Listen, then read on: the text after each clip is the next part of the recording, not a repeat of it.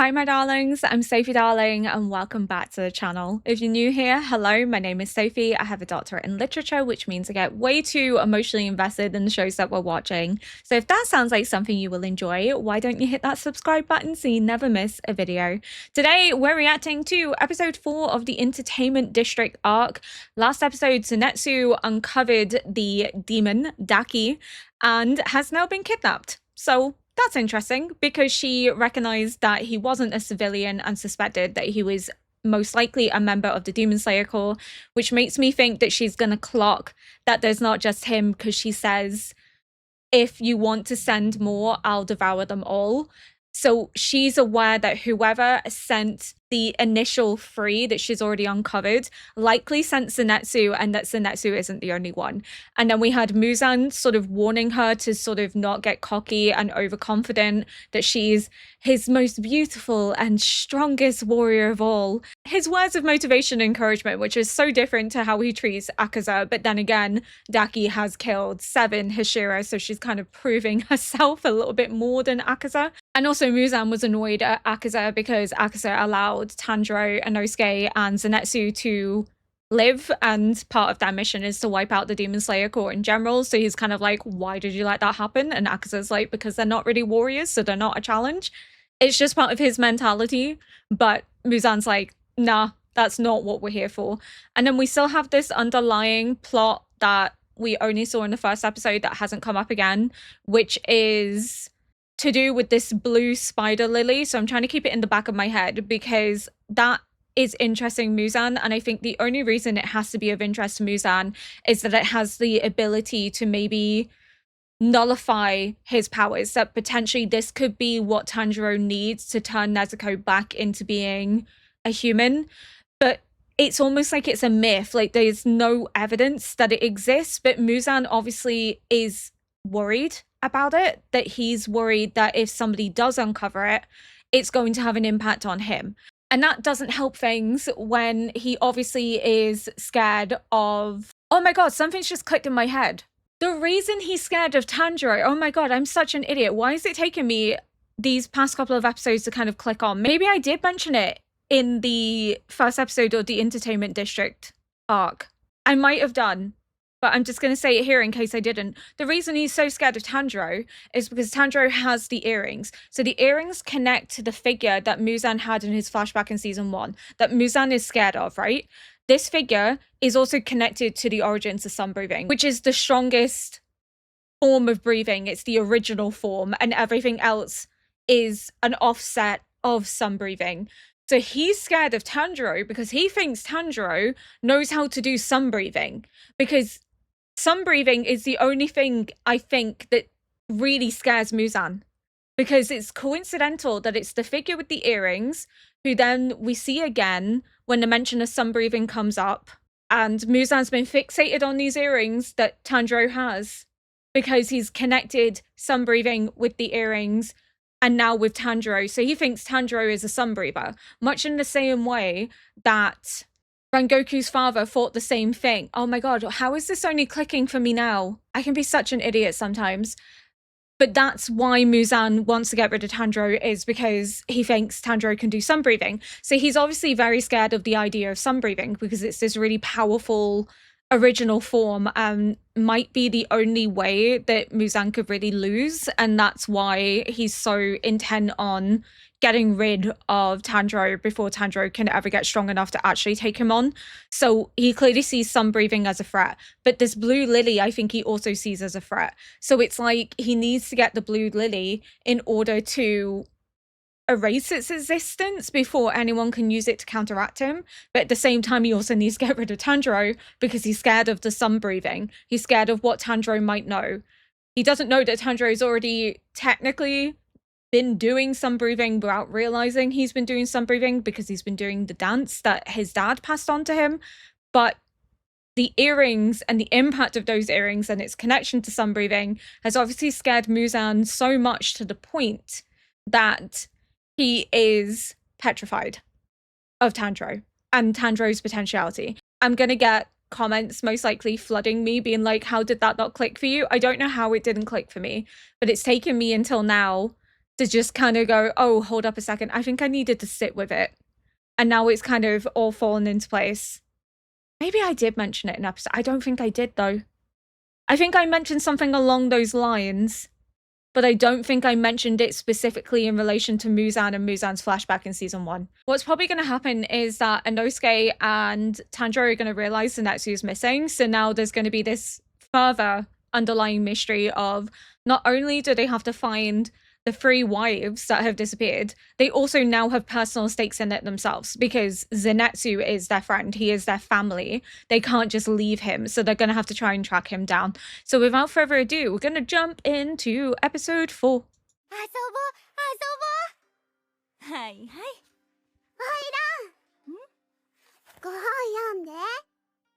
Oh my god, they're so cute. Very young children. Young lady. But just the difference, the way that she dotes on them, that they feel comfortable enough to like pull on her and be like, read me a story, play with me, that they don't worry she's gonna beat them or chastise them or abuse them. She's so kind and motherly to them that they enjoy being around her. Oh, that's beautiful.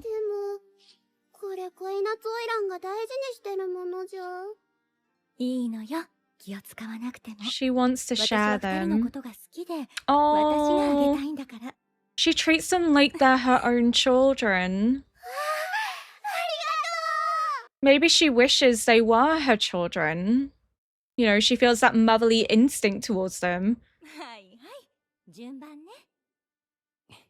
Versus Daki, who doesn't give a shit. Well, she's a demon, but she like abuses and beats those poor girls. はい、前後なんですけど、探させますか？やめろ。もういい、探すな。放っておけ。でも旦那さん。黙らねえか。探れ。二度と前後の話はするな。 Just pretend that he didn't even exist. Damn. He's so scared of upsetting her. It's like he knows the consequences of what happens. They're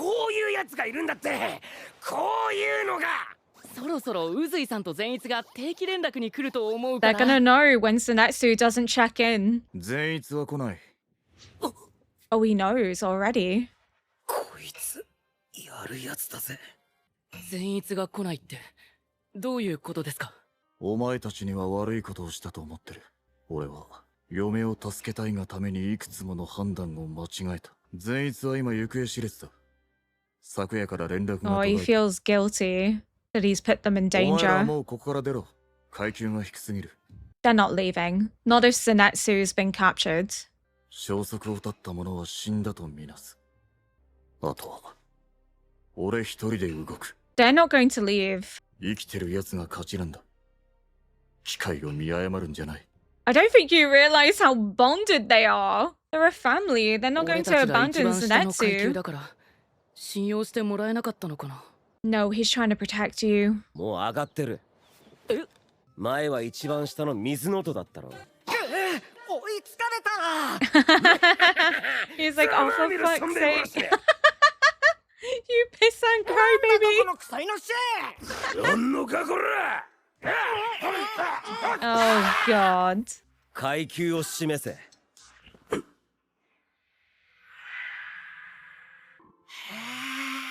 Look at Inosuke paying attention. 富士の山で手こちょこちょされただろ。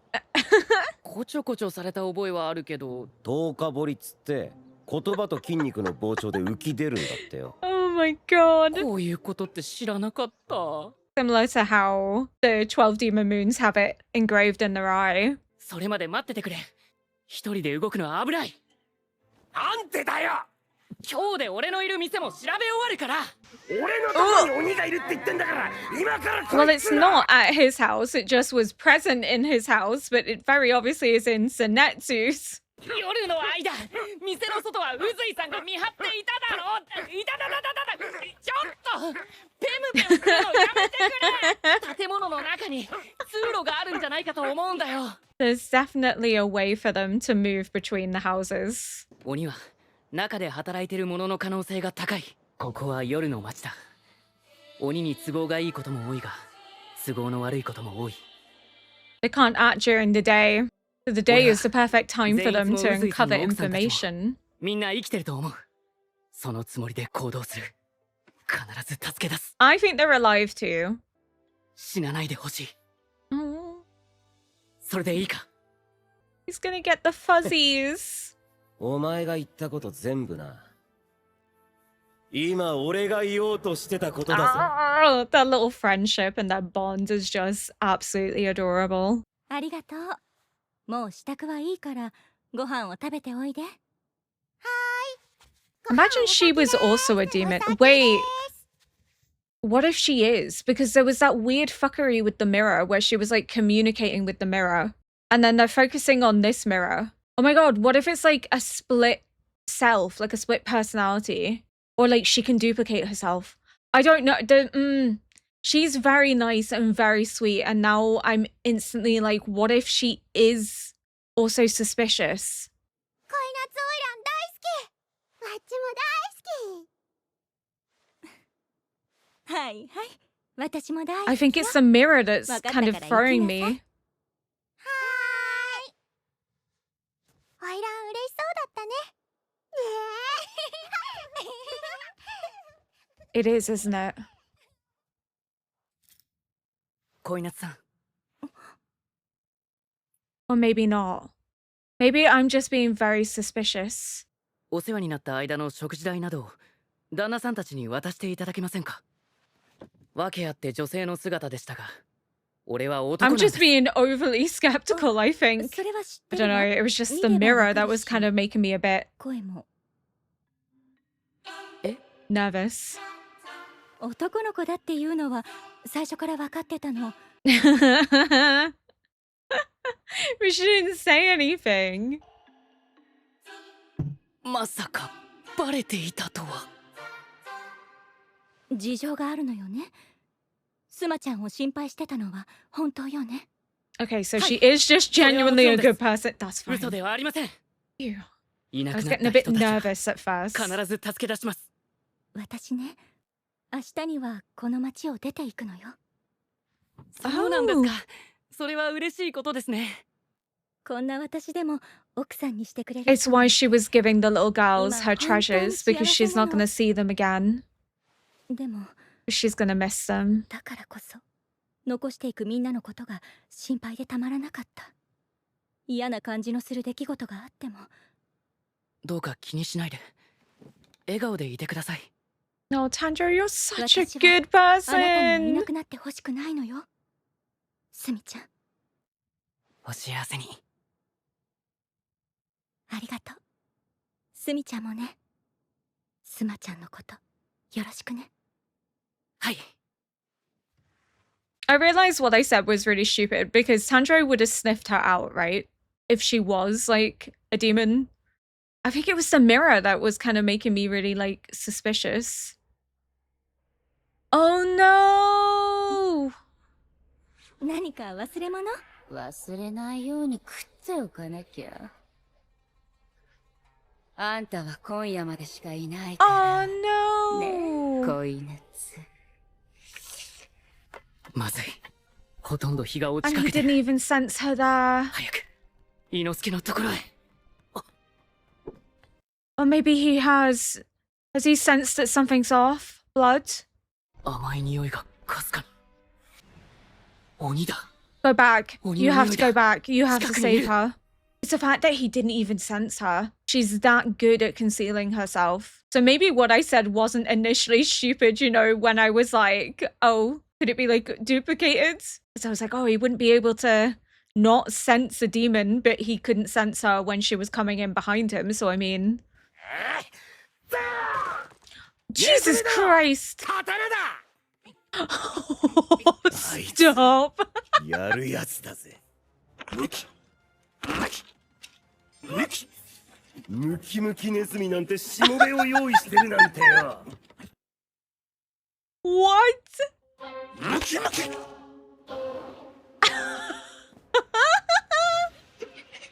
行くぜ。 I'm so confused by these muscular mice. うわっしゃ。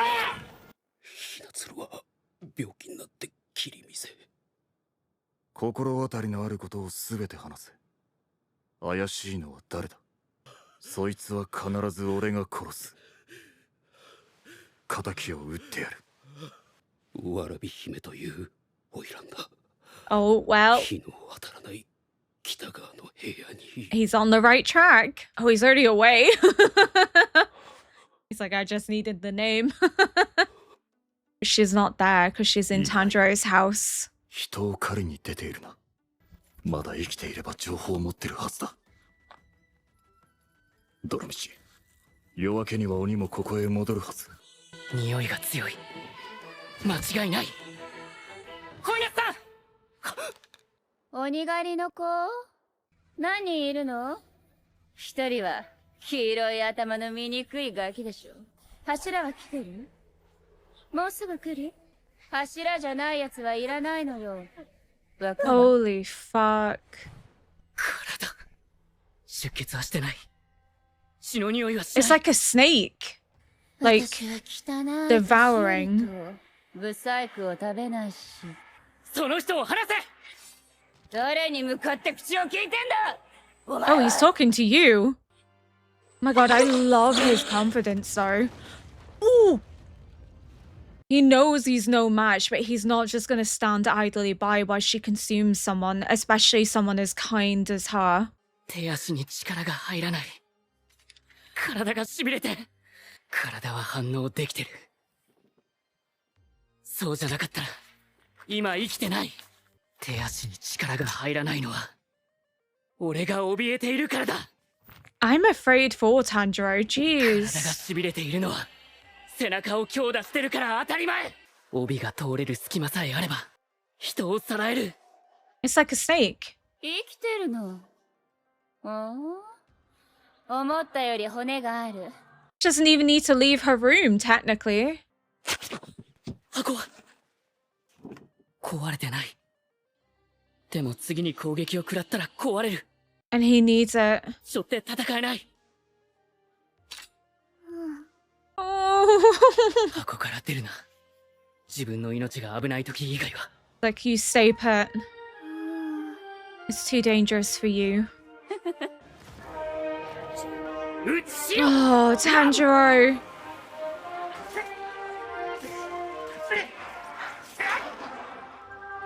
Oh my god, I'm so scared for him. This is not like anything he's ever faced before. It's just a way that, like, he embraces it no matter what. And he rationalizes himself, his fear and all. Oh my god. That's all that's left of her? 空中での身のこなし。 Or like, can you pull the rest of her out or what? そして What? 上手に切り離したわね。恋夏を閉じ込めているところを。かわいいね。ブサイクだけど。なんだか愛着が湧くな。お前は死にかけのネズミのようだ。やれる Oh, か。 I just love Tanjiro so 全員 much. 伊之助のいない中一人で上限に。 No, not yet. やれるかじゃない。 He has to protect people. やるんだ。 Oh, Tanjiro!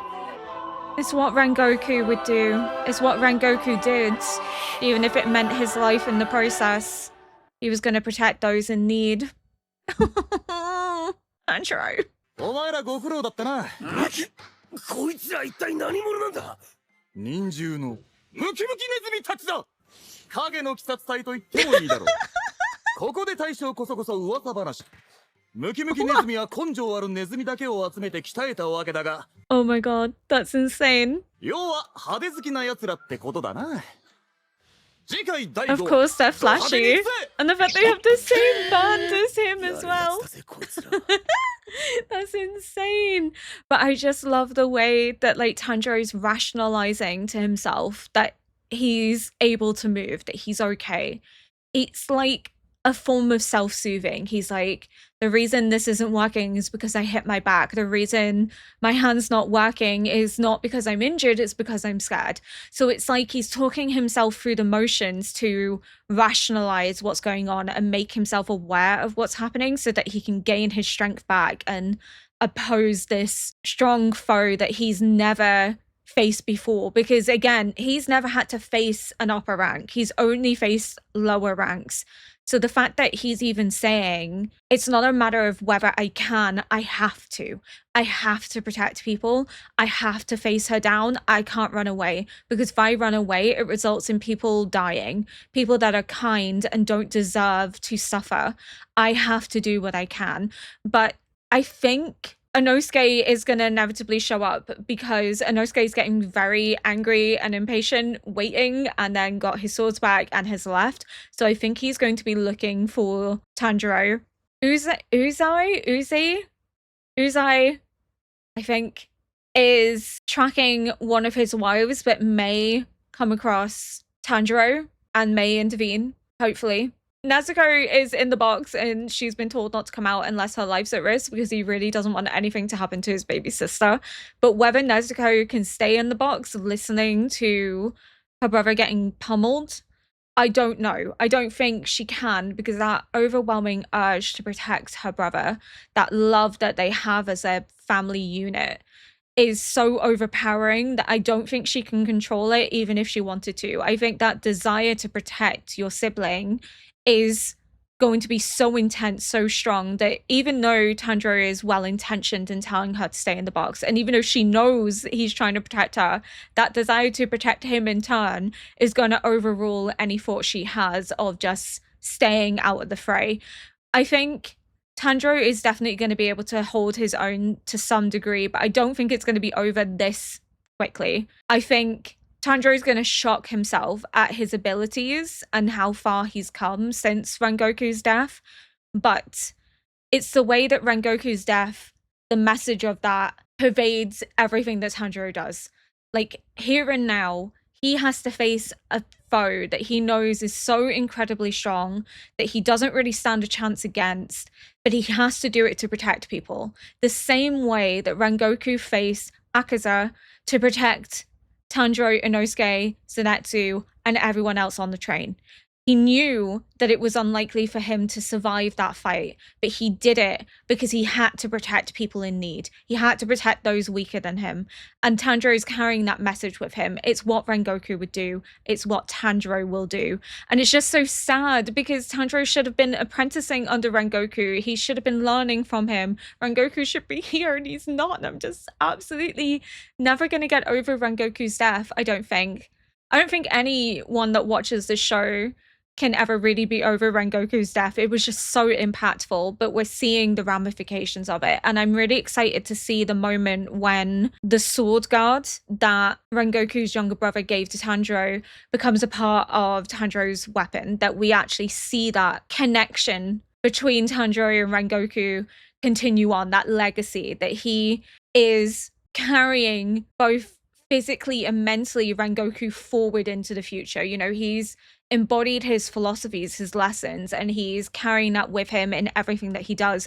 But to actually have a piece of Rengoku, a physical piece of Rengoku's sword that's attached to his own, is so incredibly beautiful and monumental because it's like Rengoku is with him every time he fights a demon. Every victory Tanjiro achieves is also a victory for Rengoku. It very much is a continuation of his legacy. He might not be here to see it, but his existence continues on through memory and connection to the shield guard, and just, it's so beautiful and heartbreaking at the same time. I love this arc so far. I'm so on board with this whole like underlying mystery, the fact that her belt is like a snake, it's swallowing people down. It's really fucking weird. But the way her body looked, it was as if she was becoming part of the fabric itself. It didn't look three-dimensional. I don't know if that's just maybe my eyes deceiving me, but it looked like she was being absorbed into the fabric, not just like being pulled into the depths or something, but like she was becoming a part of the fabric, which is an extension of her body, which is crazy. But then it makes sense as to why she's able to get around, because she doesn't actually need to leave her room physically. As long as there's a crack for the fabric of her clothing or belt to move through, she can freely get about. At first, I thought maybe because of this over focus on the mirror, because we saw at the end of episode 3 that she was like intensely looking in the mirror and like speaking to herself. I was like, what's that about? And then we saw the head Oisan in Tanjirou's brothel also looking in the mirror, and I thought, oh no, is this going to be like a weird like duplication that somehow she's able to duplicate herself and she's putting on the guise as this really kind Oisan while she's the cruel manipulative one? Or maybe there's like twins happening, like twin demon, I don't know. So then at first I was like, oh my god, but then I saw Tanjiro and I was like, that can't work because Tanjiro would smell the demon. But then when she came in behind Tanjiro, literally seconds behind him, and he didn't even sense her until he was quite a bit away, shows just how good she is at deceiving, how strong she is, how she can maneuver and get around without anyone really understanding what she is or uncovering who she is, because she's able to mask that part of her, much in the same way that Muzan's able to mask his aura to such an extent that very few people uncover him. And we kind of know from season 1 with, I've forgotten her name, but the doctor who was helping Tanjiro and Nezuko when we sort of first had our run-in with the idea of the 12 demon moons, but they weren't actually 12 demon moons. Tomiya, I think. Probably not saying it correctly, but you'll know who I'm referring to, and that's the key thing. So she said that she can be unperceived by many humans, but it's usually the elderly or very young children that recognize her. So then that also explains how Daki and Muzan get away with hiding themselves, because it takes a very perceptive person to uncover it. But I love that Uzai was really beating himself up about Zenitsu going missing, and he felt that guilt of pulling them into this dangerous scenario. He was just so desperate to ensure that his wives were safe and to rescue them that he wasn't thinking about the consequences of what would happen. And now he's seeing that reality, and it's kind of clicked in his head, oh fuck, I've put these kids in danger and this is well beyond their skill level. But at the same time, he's giving them an option to leave, and he's like, I will do this myself. But they're not going anywhere. They're a little family. Zenitsu isn't being left behind. If this was Tanjiro, Inosuke, and Zenitsu wouldn't go.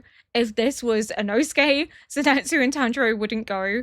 They're not leaving until their little trio is reunited. But oh my goodness, I'm so excited for the rest of this arc. Seeing this showdown, watching Inosuke hopefully come in and help, finding out where the wives are, where Zenitsu is, because they've all just disappeared, but we don't know where they are. Are they like in some weird like third space that like she's deposited them somewhere that can only be accessed by her or by like becoming absorbed into the fabric? I don't know. I'm kind of trying to pick up clues, but it's really difficult. They're really not giving much. Maybe they'll give more in the next episode, but I don't know where she's keeping them. This really has me on the edge of my seat. I love the little muscle mice. What the fuck? They were such an unexpected surprise. I just didn't know how to react. When he said, oh, mice bring me my sword, I thought he meant just mice, like regular mice. No, these are specially trained mice. Muscle mice. Iconic. Amazing. And of course they're flashy because they have to be flashy like Uzai, whose name I'm probably butchering. I don't know how to say it. It is what it is. But yeah, I think that's all I have to say. I'm so lost and confused, but at the same time so intrigued in wanting to know more and getting more clues so that I can hopefully try and piece together what's going on. One of the things that does strike me is that she talks about how she'll never eat anyone that's ugly or old. She'll only eat people who are young and beautiful. So the fact that she's very particular about who she consumes, I think perhaps before she became a demon, her beauty was all that was ever praised, and she's kind of clung on to that.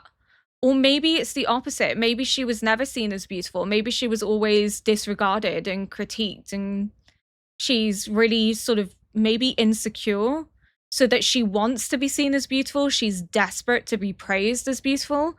So now as a demon, it's kind of manifested into this desire that the only way she can be beautiful is by consuming beautiful people and young people. So it's very telling. It's either she's insecure because she's been told that she's ugly and criticized and critiqued for her appearance, or it's the opposite in that she's only ever been valued because of her beauty and that no one's ever really paid attention to her unless it's to do with her looks. And she thinks that's all people see in her and that's all that matters, that people didn't care about her any other way. I'm curious to learn maybe about her background. I wonder if they will give us context into her background, but considering she's like the main antagonist of this arc, we might. But then again, they never gave us the background of that lower rank demon in Mugen Train, so maybe they won't give us context, but I would like to know more as to how she's ended up in the brothel, if maybe she was sold here before she became a demon. Perhaps she was never seen as beautiful, she was mistreated, she was bullied, she was abused, and she saw being a demon as an opportunity to gain beauty and renown and power in a way that she's never had before. We tend to find that a lot of them have very tragic backgrounds, and it relates to why they become demons and sort of this obsession that they end up having. It's very telling that she scorns ugly people and old people. So she has a particular fancy. She says they don't taste nice, but I think there might be like a deeper meaning to it. It could just be that they don't taste nice, but I think there's something more that we've yet to see. Thank you so much for watching. If you enjoyed this react, please consider liking, subscribing, and leaving a comment below to help boost this video into the algorithm. And until next episode, bye.